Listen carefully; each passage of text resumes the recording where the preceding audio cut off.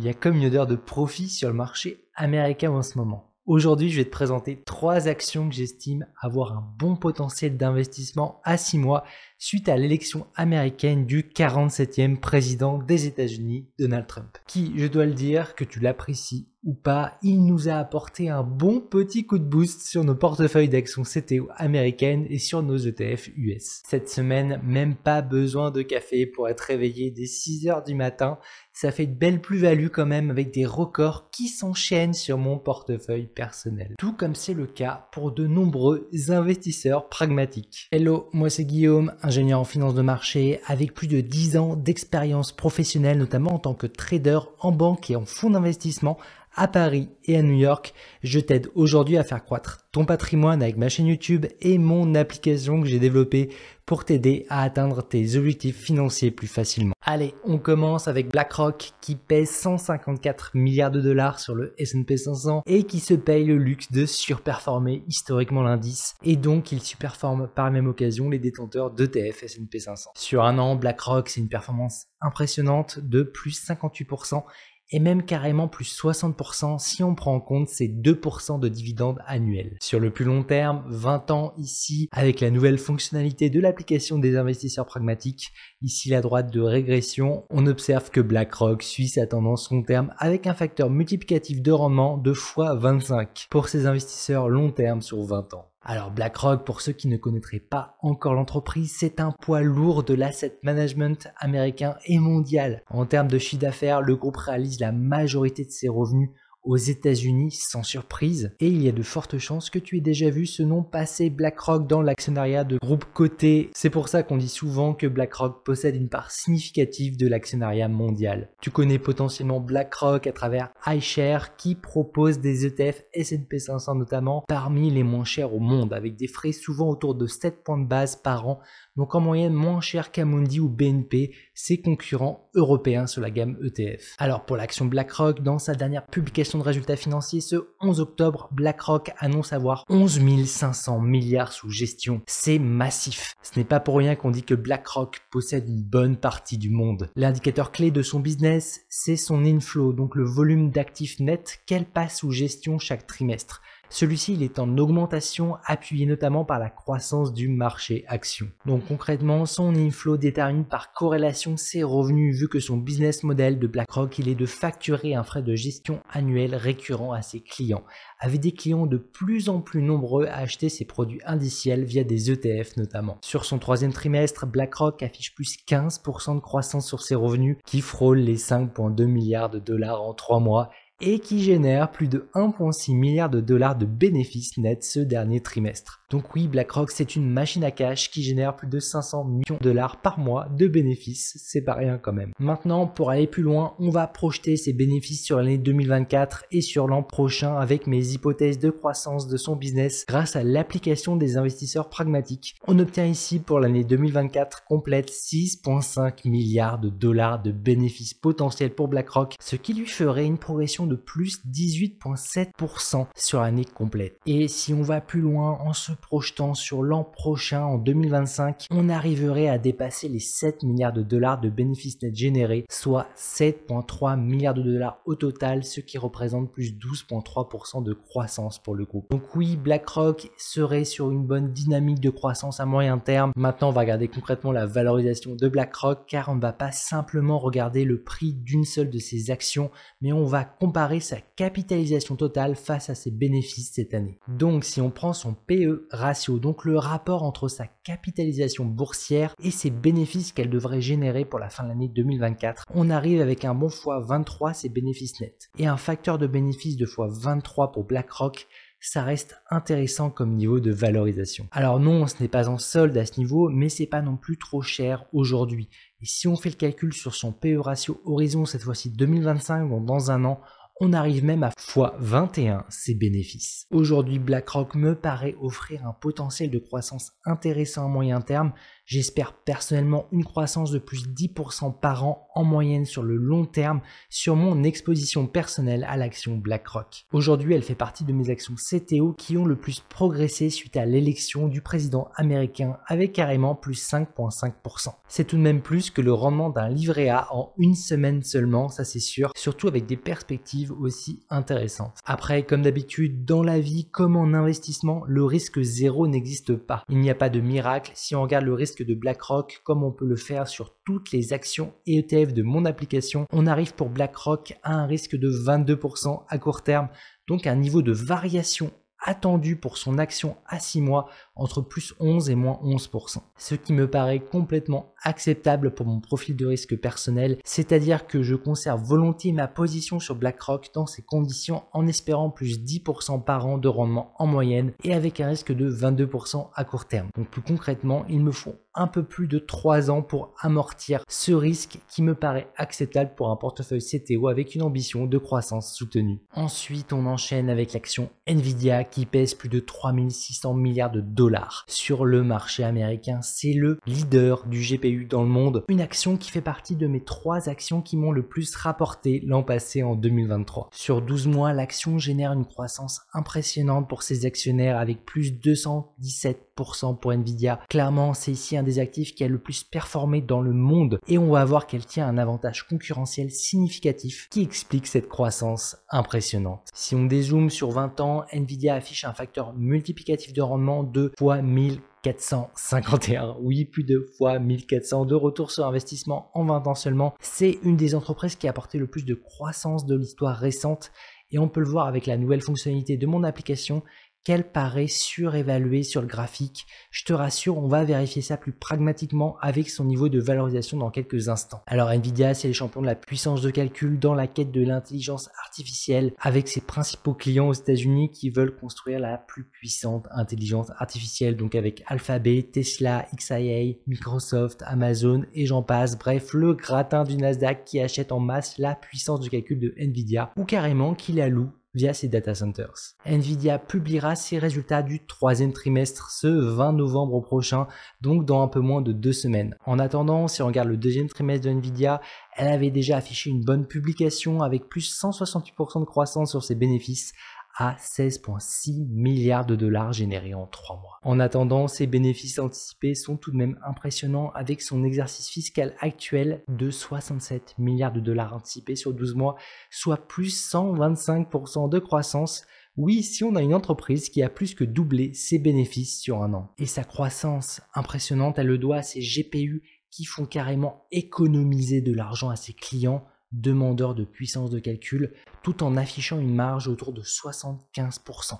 Donc Nvidia, c'est un des business les plus rentables au monde ici. Et la question la plus logique à se poser aujourd'hui, c'est est-ce que ça va durer pour Nvidia? Car aujourd'hui, son niveau de valorisation est tellement haut qu'on peut se poser cette question.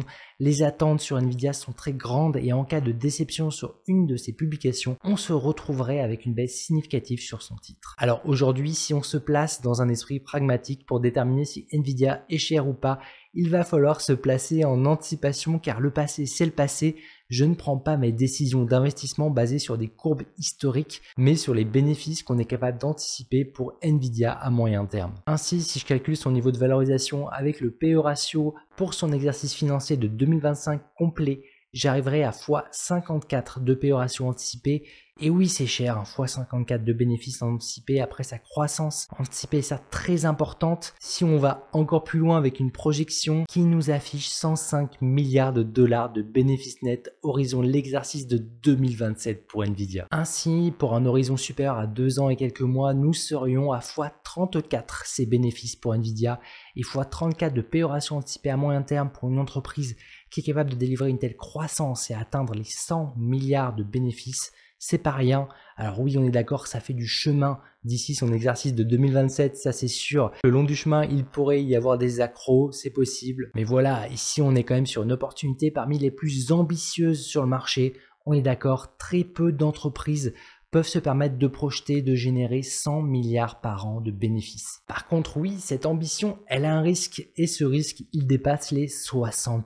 Donc pour Nvidia, avec mon modèle de risque, on a 64% de variation attendue à 6 mois. Donc ce n'est clairement pas pour tous les portefeuilles. Beaucoup d'investisseurs n'arriveraient pas tout simplement à encaisser un potentiel moins 32% de baisse sur une position avec Nvidia. Car oui, avec 64% de risque, elle tombe dans la catégorie de risque très élevé. C'est pour ça qu'il faut bien réfléchir à l'allocation de son portefeuille et ne pas s'exposer n'importe comment à n'importe quelle action ou ETF. Ici, personnellement, je me suis exposé de façon mesurée à Nvidia et ça m'a permis en 2023 d'afficher plus 140% de performance. Nvidia fait partie de ces actions qui m'ont permis d'acheter une villa avec piscine encore plus grande pour ma résidence principale pour mon retour en France il y a presque un an déjà. Donc oui, là sur Nvidia en 2023, j'ai pris un risque qui a payé. Après, personne ne connaît le futur, il n'y a pas de miracle. Il faut tout simplement que tu trouves ton équilibre qui te convient entre le rendement que tu espères à moyen terme sur une action et le risque que tu acceptes de prendre personnellement. Et rassure-toi, ça s'apprend, tu peux même le faire avec ma formation et mon application, avec mes lives aussi et l'accès au club privé, le tout contenu dans un unique programme premium qui va d'ailleurs voir son prix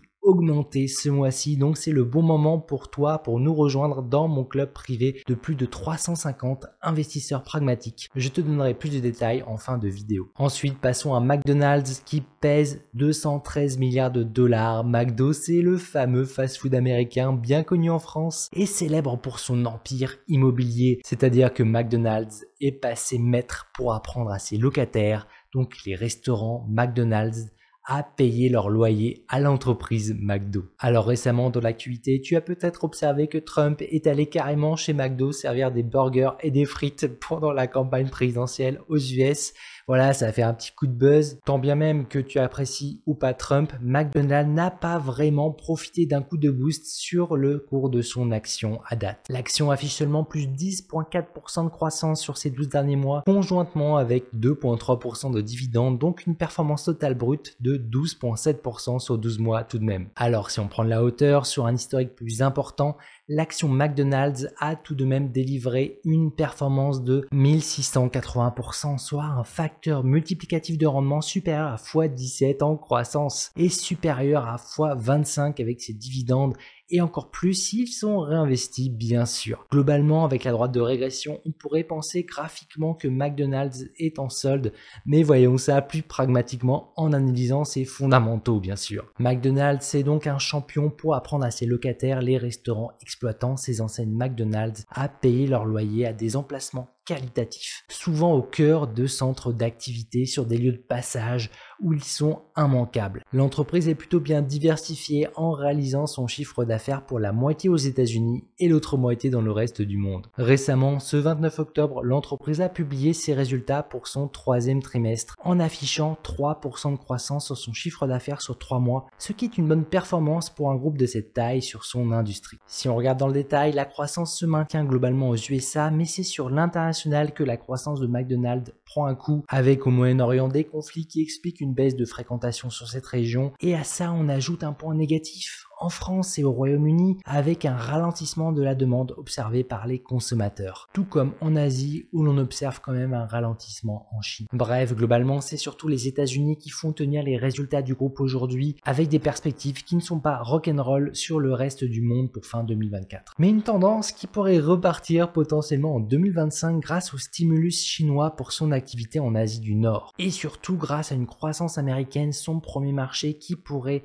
être estimé progressivement dans la fourchette haute des croissances anticipées pour l'année 2025. Donc une meilleure croissance que prévue en 2025 pour les USA qui serait boostée par des baisses d'impôts potentielles du nouveau président américain qui veut couper massivement dans les dépenses de l'État avec Elon Musk qui se chargerait du travail. Donc des économies au niveau de l'État pour les redistribuer en baissant les impôts de ceux qui travaillent aux États-Unis. Ce qui pourrait apporter davantage de croissance sur l'activité de McDonald's en relançant la consommation aux USA dès le deuxième trimestre 2025. Alors si on prend l'application des investisseurs investisseur pragmatique et qu'on regarde les projections sur les bénéfices de McDonald's en anticipation pour 2025, on arriverait à 9 milliards de dollars générés pour le groupe, ce qui représenterait une croissance de presque 8% sur ses bénéfices nets pour McDonald's. Dans ces conditions, on a un PE ratio de McDonald's de 2024 qui serait à x25 et qui passerait à x23 en 2025. Avec mes projections, McDonald's me paraît pas en solde aujourd'hui pour autant, mais plutôt correctement valorisée à 294 $ l'action. Elle pourrait permettre de délivrer 7% de croissance en moyenne chaque année pour ses actionnaires à moyen terme. Donc oui, une opportunité intéressante sur l'industrie de McDonald's. Et ce qui rend l'investissement attractif aujourd'hui pour un bon nombre d'investisseurs,